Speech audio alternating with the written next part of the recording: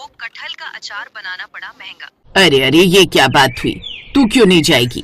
अरे तू बहू है अब इस घर की, अब तू इस रिश्तेदारी में जाना नहीं सीखेगी तो कब जाना सीखेगी?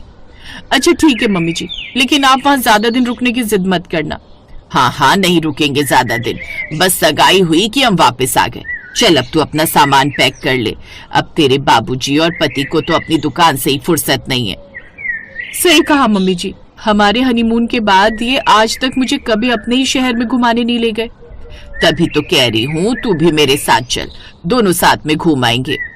अब वो दोनों सास बहू अपनी बुआ सास के यहाँ यानी कि मलकागंज जी की नासिक में होता है जाने की तैयारी करते हैं और साथ में सास बहू ट्रेन लेकर वहाँ चली जाती है। कुछ देर बाद वो अपनी ननद के घर पहुँच जाती हैं। अरे ये क्या भाभी, ये क्या, तुम पुराने जमाने की तरह ये झोला लेकर आ गई? अरे आजकल तो कितने स्टाइलिश ट्रॉली बैग आते हैं, आजकल तो कितने स्टाइलिश लगेज आते हैं। तभी बुआ जी की बहू नव्या किचन से आती है। ओफो, आप तो जानती है मम्मी जी, अब सबकी पसंद तो हमारी तरह स्टाइलिश नहीं हो सकती ना। एनीवेज चलिए अब अपना ये थैला, ओह मतलब ये सामान तुम वहाँ रख दो। वो दोनों उस कमरे में जाने लगती हैं। Oh no no no no no, वहाँ नहीं बल्कि उस तरफ, वहाँ तो मेरा ऑफिस है जिसे मैंने अपनी कमाई से रेनोवेट कराया, यू नो। चलो जाओ अब जाकर उस वाले कमरे में सामान रख दो, वो हमने मेहमानों के लिए बनवाए है। वाह भाई, जब ये लोग हमारे घर में आते हैं तो वो घर भी उनका होता है, लेकिन हम तो जैसे यहाँ मेहमान हो गए। फ्रेश होने के बाद वो खाने की टेबल पर आ जाते हैं। हैं, ये क्या नव्या बहू, ये इतना सस्ता वाला मतलब 10,000 वाला डिनर सेट क्यों ले आई? वो वाला ले आ जो इससे महंगा है। ओह, आपका मतलब है वो 20,000 वाला जैसा हमने लिया था लीला पैलेस होटल के पास से? हाँ अभी लाई। अब वो महंगा वाला सेट लगाती है। जैसे ही वो खाना लगाती है श्रद्धा झट से खाने लगती है। अरे एक सेकेंड, बिल्कुल भी मैनर्स नहीं है तुम में। अरे अभी अच्छे से खाना लगाने तो दो। लेकिन इसमें सब कुछ तो आपने रख दिया, कहाँ रखा है? अभी तो इसमें अचार बाकी है, और जब तक इसका बनाया हुआ अचार ना हो ना तो इसके लिए तो खाना अधूरा ही है। अब वो उनके सामने अचार की कई तरह की वैरायटी परोस देती है, जिसमें आम का अचार, कटहल का अचार, गोभी का अचार और गाजर का अचार होता है।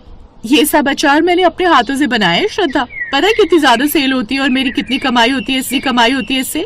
आजकल सब मार्केट से ही अचार लाते हैं, घर का अचार कोई बनाना ही नहीं चाहता, इसलिए सोचा कि क्यों ना मैं ही घर से अचार बनाकर बेचूं।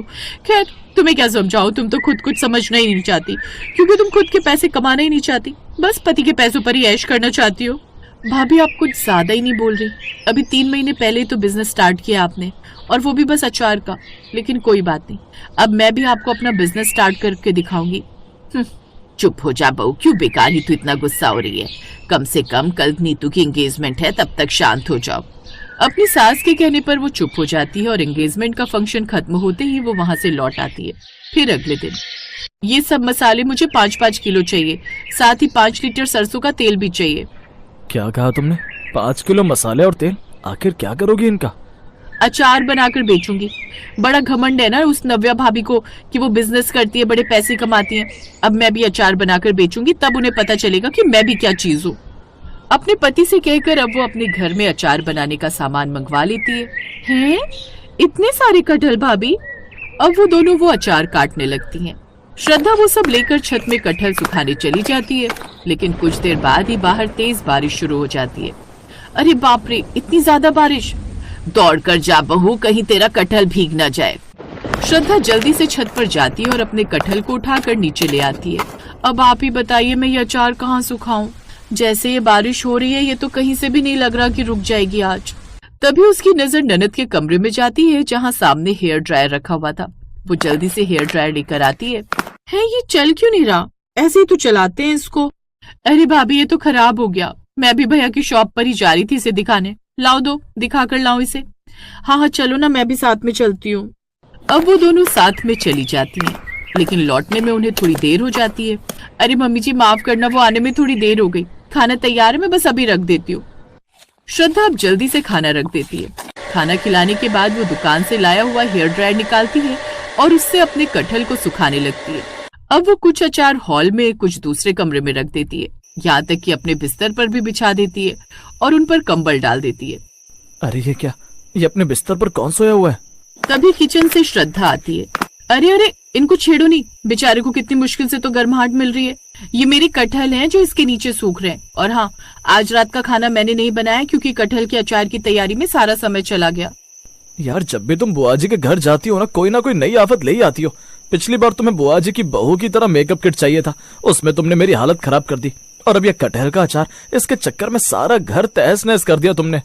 अच्छा ये सब बातें छोड़ो और सबके लिए बाहर से ही कुछ ऑर्डर कर दो ना।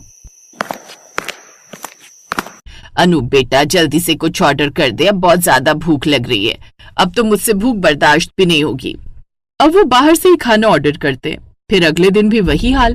श्रद्धा सारा दिन अपने उस कटहल के अचार को ही सुखाने में लगी रहती।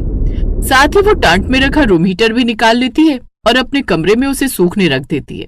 अनूप जब किसी काम से घर आता है तो अपने कमरे का हाल देखकर वो हैरान रह जाता है।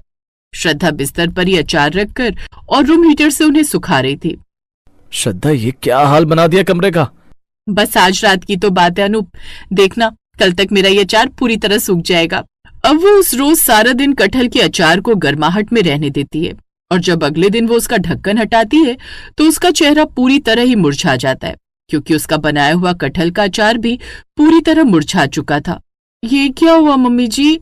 वही जो होना था।